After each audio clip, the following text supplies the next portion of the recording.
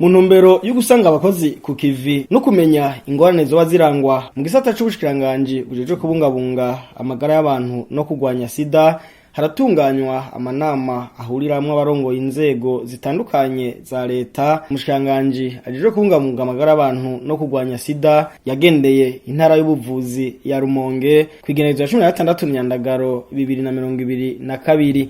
Aho umushikiranganje ajeje kubungabunga amagara y'abantu muganga Sylvie Nzeyimana aravuga intumbero y'inama nkizo nico baba bifuza gushikako.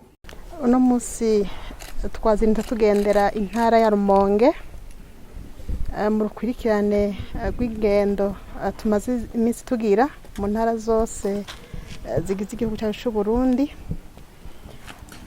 Urwo rugendo twagize mu ntara ya Rumonge, twagize inama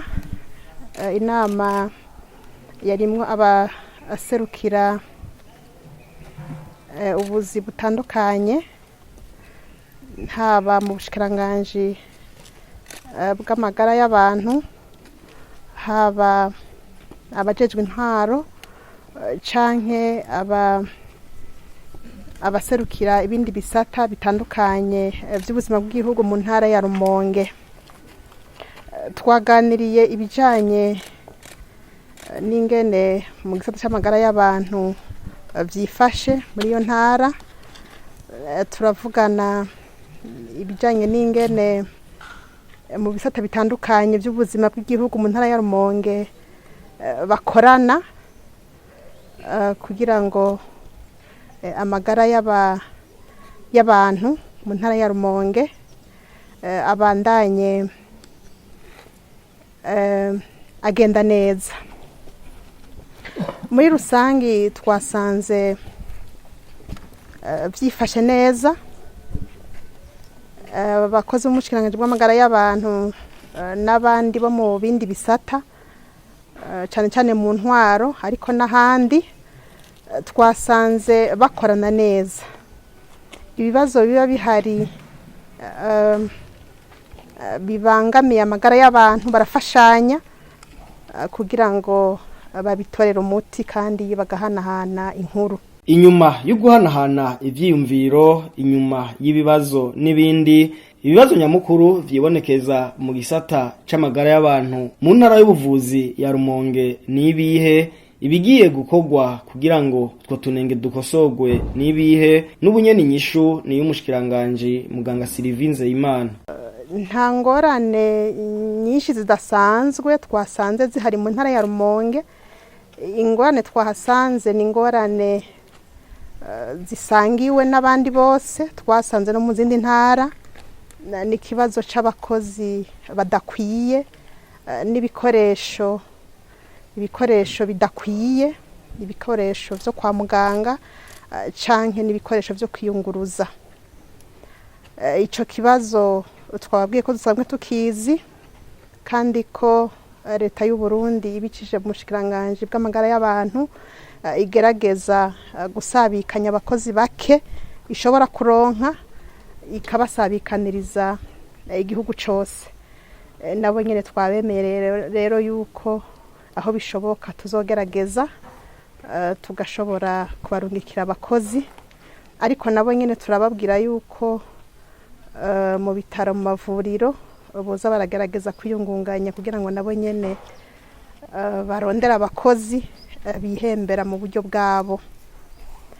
Ikindi kibazo twashikijwe mu ntara ya Rumonge, batubwiye ikibazo c'amazu y'ubudandarizo bw'imiti, harimwo abo batariko barakora neza, baduza ibiciro, basanga ibiciro biratandukanye mu mazu y'ubudandarizo bw'imiti. Aho rero twababwiye ko twese ari gufashanya, abajejwe intwaro, abajejwe amagara y'abantu, twese dufashanye baze barasuzuma bwa mbere yuko ayo mazu y'ubudandarizo bw'imiti akwijije ibisabwa, akora biciye mu mategeko, kandi ko n'imiti bariko baradandaza bahidandaza ku giciro gisanzwe akizwi. Ikindi kibazo badushikirije ni ikibazo c'ababa baranyuruje ubutunzi bw'ibitaro canke amavuriro, abo bantu bakamenyekana bagashengezwa mu butungane, mugabo ugasanga ibyo kuriha ayo mafaranga ntibinyarutse, kandi n'amadosiye yo mu butungane ntibinyarutse kugira ngo amafaranga ashobore gusubizwa aho yavuye. N'ico kibazo twasabye ko twese twafashanya, abajejwe mu butungane, abajejwe amagara y'abantu, tugafashanya kugira ngo aho hose habonetse umuntu yoba yarazimije canke yaranyuruje ubutunzi bw'ibitaro akwirikiranwe, amafaranga asubizwe kandi uwo muntu ashobore guhanwa. Muri rusangi ivyo nivyo twashoboye kuganira.